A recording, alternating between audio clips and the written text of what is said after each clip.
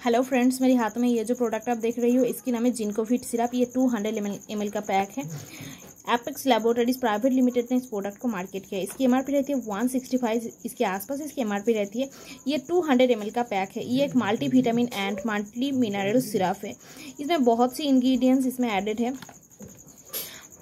Vitamin B3, lysine, zinc, vitamin E, vitamin B5, B12, vitamin B1 और भी iron और भी इंग्रेडिएंट्स इसमें एडेड है। इस प्रोडक्ट को कोई भी यूज़ कर सकते हैं। ये एक multi vitamin and multi mineral syrup है।